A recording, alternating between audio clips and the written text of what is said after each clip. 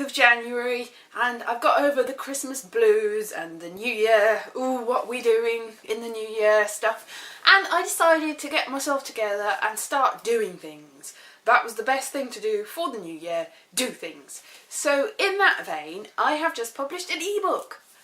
It's an ebook of a novella that I started when I was 17 and carried on writing until about 2 minutes before it got published.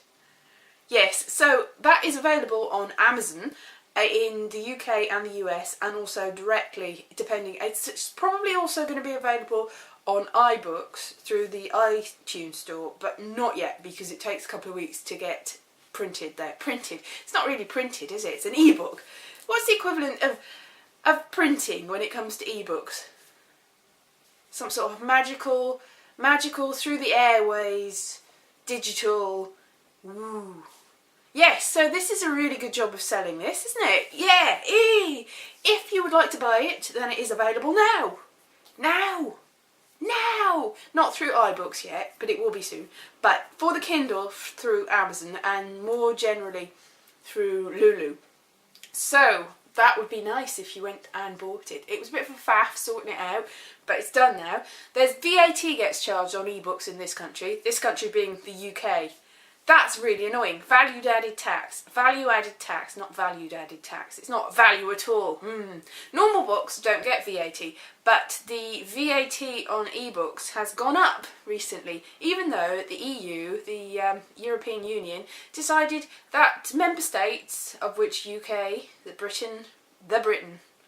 Great Britain, how great it is, which Britain is one, could put down the VAT on ebooks because there's no VAT on printed books, none at all. They could put it down, but no. VAT's gone up to 20% in this country and it's gone up on ebooks. Woohoo! So that is obviously factored into the price. And various different things. It was a bit difficult to decide how much to charge on different formats. But that decision was taken away from me because it doesn't matter what you add really on Kindle, on Amazon, it puts it up to whatever it feels like doing, and you can't really calculate how much it is. So it's a certain amount, which is less than the ones that are the big publishing houses, but more than the ones that are just, 59p or something. It's more than that, but it's not $8.99. It's somewhere between that. I can't remember how much it is. It's different formats, it's different prices for different things.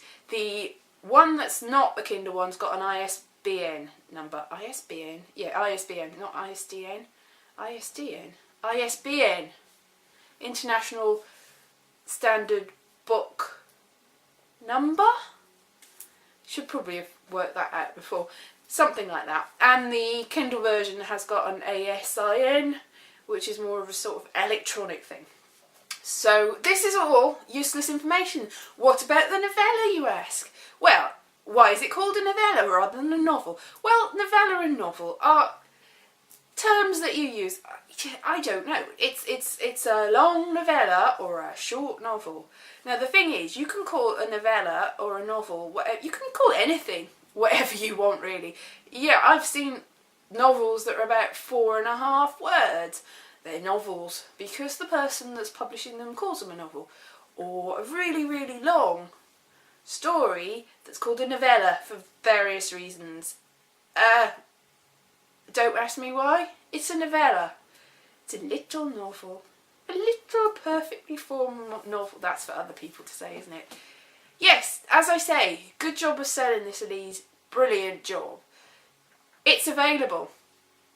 Yes, Dr. Jekyll and Mr. Hyde, for instance, going back to the novella thing, there's a novel, 25,000 words I think you'll find, which is half the size of mine, which I'm calling a novella. I can call it a novel.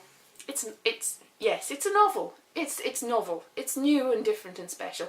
Well, I say it's new and different and special. I started writing it when I was 17, so it's like the same age as the Ark. Really? Up on Mount Ararat? Mount Arafat? Mount Farawat? Yeah, it's not as big as the Bible, this novella. Great job selling. Am I going to put this video up? It's just so, I suppose it's no different to my usual videos. I will put it up, yes, I will. So, doing things. Yes, something you can do. Buy my novella. Buy it. It's called Over the Underground. That's an important fact. Over the Underground, which some people from Britain seem to think is something to do with the Wombles, which are a sort of little creature that doesn't really exist, that's all furry and collects rubbish. So maybe it's something to do with that. Yeah, I collect rubbish. I'm not furry, not really. Nothing to do with Wombles. Oh, Over the Underground they go. If you're from the US, you won't know what a Womble is, so that won't make any difference. Is it something to do with Lou Reed, Velvet Underground? Well, no, but if you want. Is it something to do with underground movements? Probably. Is it something to do with the tubes in London? Probably. Maybe.